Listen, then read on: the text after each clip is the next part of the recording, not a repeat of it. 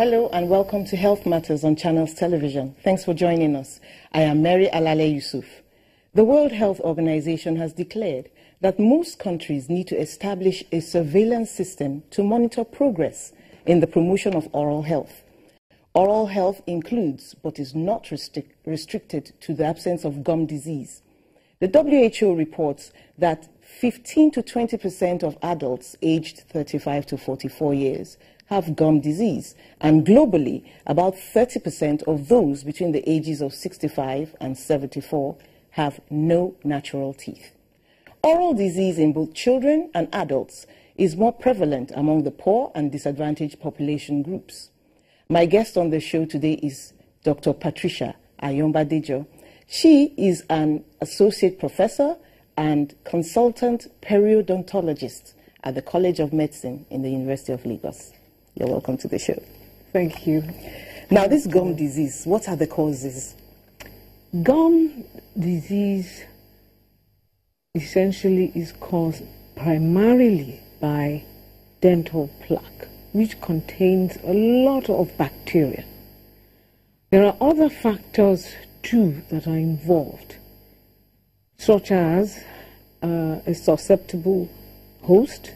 In other words, the human being is also weakened through their immune system and are more amenable to the disease.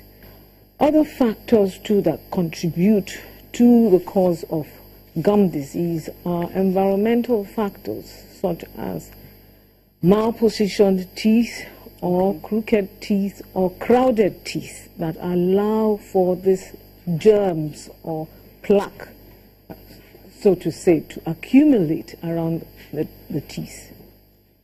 So those are essentially... Sometimes, can it be caused, for example, by medicines the person takes? Yes, it can.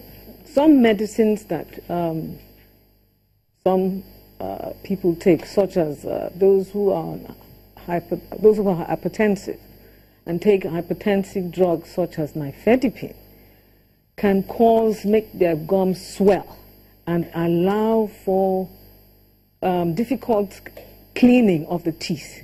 Because once the gums are swollen, it allows for the plaque to accumulate. It's just like a gutter, and allows the plaque to accumulate close to the gums, and of course the gums now begin to react to that plaque.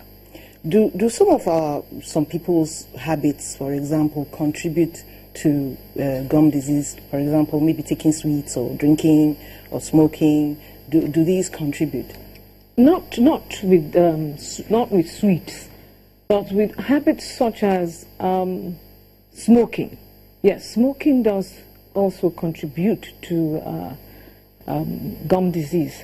First and foremost, it allows for deposits on the tooth surface, and that would allow for a rough surface and allow for plaque to accumulate on the tooth surface. In addition to that, the nicotine in a cigarette too tightens the blood vessels, and so the blood vessels will not respond as they're supposed to respond when there is a problem on the gums. Okay, now there's an image on the screen now.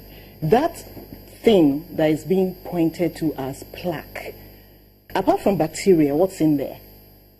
Well, everybody has some degree of plaque. First and foremost, the minute you complete brushing, we have what we call like a thin saliva laid on the tooth.